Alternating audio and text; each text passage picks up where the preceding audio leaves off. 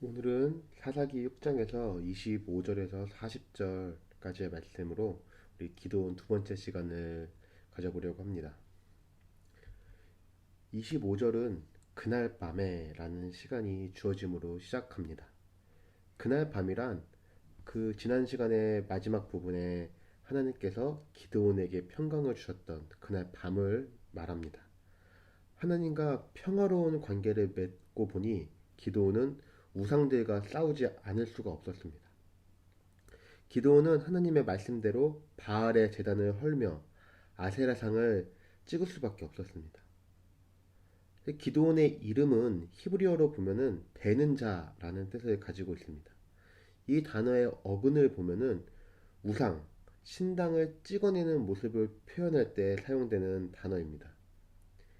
기드온은 하나님의 평안을 누리자 우상의 모습을 찍어내어 버렸습니다.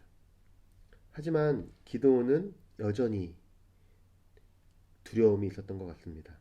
27절에 보면은 아버지의 가문과 성읍 사람들이 두려워 그 일을 낮에 못하고 밤에 했다고 기록되어 있습니다. 당시 이스라엘의 종교는 매우 혼합주의적 양상을 가지고 있었습니다. 그래서 사람들은 하나님과 바알을 구별 없이 섬겼으며 두 신이 하나의 속성을 가지고 있거나 각각의 신이 통제하는 부분들을 나누어 가지고 있다고 생각하였습니다.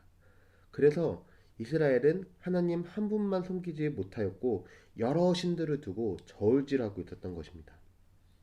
이러한 모습은 기드온의 가족과 부족도 마찬가지였습니다. 기드온의 이 순종은 자신의 가족과 부족을 정면으로 충돌하게 됩니다. 하지만 여호와의 제단과 바알의 제단은 함께 섬길 수 없었습니다. 그것은 하나님이 주신 첫 계명을 어기는 것이기 때문이었습니다. 결국 기드온은 우상의 선을 허물고 그 산성 꼭대기에서 하나님 여호와를 위하여 번제를 드립니다. 오직 하나님만이 유일한 하나님 되심을 선포한 것입니다. 기드온은 외부의 적인 미디안을 치기 이전에 먼저 이스라엘 안에 잠재되어 있던 내부의 적, 그 우상들을 먼저 제거하였습니다. 그리고 그 다음날 아침이 되자 난리가 났습니다. 사람들이 파괴된 바알의 제단과 찍힌 아세라상을 보았기 때문이죠. 그래서 누가 이런 짓을 했는지 찾기 시작했습니다. 그리고 마침내 요아스의 아들 기드온이 한 지심을 알게 되죠. 그리고 요아스에게 가서 당신의 아들이 바알의 제단과 아세라 상을 파괴했습니다. 그를 끌어내십시오. 그는 죽어야 합니다. 요아스는 바알의 명예를 지켜야 할지 자신의 아들의 목숨을 구해야 할지 선택의 시간 앞에서 주저하지 않고 아들을 살리기로 결정하고 이야기합니다. 너가 바알을 구원할 수 있겠느냐? 바알이 만약에 정말 신이라면 그가 자신의 재단을 허문 기드온을 벌하지 않겠느냐? 그가 스스로 하게 내버려 두어라. 이렇게 이야기하죠. 하지만 기드온에게는 아무런 일도 일어나지 않습니다. 왜냐하면 바알은 진정한 신이 아니기 때문이죠. 참 신이 아니기 때문이죠. 그리고 기드온은 이스라엘을 구원할 인물로 출현하게 됩니다. 33절부터는 이제 외부와의 적과의 싸움이 시작됩니다. 하나님의 영이 기드온에게 임하고 기드온은 나팔을 불기 시작합니다. 나팔을 분다는 것은 전쟁의 시작을 선포하는 것이죠. 기드온이 나팔을 불자 아비에셀이 그 뒤를 따릅니다. 아비에셀은 기드온 가문의 이름이며 하나님은 도움이시다 라는 의미를 가지고 있습니다.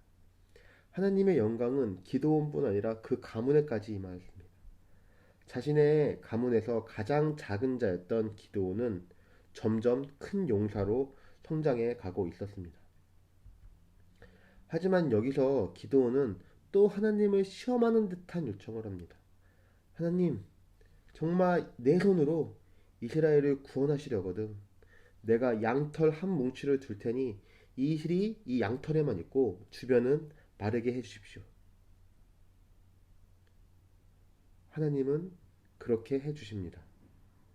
그러자 또 기드온은 이야기합니다. 하나님, 이번에는 양털은 젖지 않게 하시고 나머지 땅만 젖게 해 주십시오.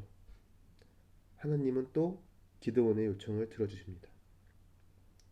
하나님은 이상하게 기드온이 시험하는 듯한 요청에 다 응해 주십니다. 마태복음에서 예수님께서 공생의 사역을 시작하시기 전에 성령에 이끌려 광야로 나가게 되죠. 이때 예수님은 마귀의 시험을 말씀으로 이기시는데 그때 분명히 말씀하십니다. 주 너의 하나님을 시험하지 말라. 하지만 오늘 본문에서는 이상하게 하나님은 기드온의 요청에 응해 주십니다. 참 이상하죠? 기드온이 하나님께 드린 요청은 사실 하나님을 시험하는 의도가 있었던 것이 아니라 자기에게 준 이 사명에 대한 확신이 필요했다고 볼 수 있습니다. 36절입니다. 주께서 이미 말씀하신 같이 내 손으로 이스라엘을 구원하시려거든 이라고 하고 있습니다. 기드온은 하나님을 시험하는 의도가 아니라 자기에게 주어진 사명에 대한 확신이 필요했습니다. 그리고 하나님은 그 의문에 대한, 그 의심에 대한 확신을 시켜주십니다. 예수님의 부활을 믿지 못하고 손가락을 넣어봐야 믿겠다고 한 도마에게 예수님께서 직접 넣어보라고 응답하시고 도마를 믿음 없는 자가 아니라 믿음 있는 자가 되기 원하셨던 예수님의 모습과 같이 하나님도 기드온에게 너가 연약하고 부족하다고 생각되겠지만 내가 부른 것은 바로 너다 라고 응답하십니다. 기드온은 사실 두려웠을 것입니다. 연약하고 작은 자기가 이스라엘을 구원할 인물이 맞는지 말입니다. 자기를 의심했을 것입니다. 그리고 물었을 것입니다. 하나님, 정말 제가 맞습니까? 저에게 주신 사명이 맞습니까? 그리고 하나님은 말씀하십니다. 너가 맞다. 내가 너를 통해서 이스라엘을 구원할 것이다. 너는 작은 자이지만 내가 너를 강한 용사로 만들 것이다. 라고 말씀하십니다. 오늘 기드온의 모습을 보면 여전히 두려움을 가지고 있으나 점점 하나님의 큰 용사로 성장해가는 모습을 볼 수 있습니다. 우리가 오늘 이 말씀을 통해서 우리가 몇 가지 우리가 삶에 적용해 보았으면 좋겠습니다. 첫째는 우리 안에 죄를 제거해야 한다는 것입니다. 기드온은 하나님의 평안을 누리자 죄를 보고 가만히 있을 수 없었습니다. 자기의 가문과 민족이 하나님 한 분만이 아니라 여러 신들을 겸하여 섬기는 모습을 보면서 참을 수가 없었습니다. 여러분 구원받으셨나요? 예수님께서 우리의 죄를 대신하여 지시고 십자가에 죽으시고 다시 사신 것을 믿으시나요? 그러면 여러분 죄에 대하여 참으시면 안 됩니다. 참으실 수 없어야 합니다. 지금 여러분의 모습 속에 아직도 하나님 한 분만이 아니라 다른 것들과 함께 섬기고 있습니까? 그것이 무엇입니까? 돈입니까? 명예입니까? 여러분의 계획입니까? 그것이 무엇이든지 오늘 여러분 안에 있는 죄에 대하여 참으시지 마시고 그 죄를 깨트리시기 바랍니다. 둘째는 우리에게 주어진 하나님의 사명을 우리는 확인해야 합니다. 여러분에게 주어진 하나님의 일이 있으십니까? 그 일에 충성하고 있습니까? 그 일을 행하는 과정 가운데 우리는 계속해서 하나님의 뜻을 구하고 확인해야 합니다. 이러한 확인의 과정을 거치지 않으면 우리는 우리의 죄로 인해서 하나님과의 뜻과는 다른 방향으로 가고 있을 수 있습니다.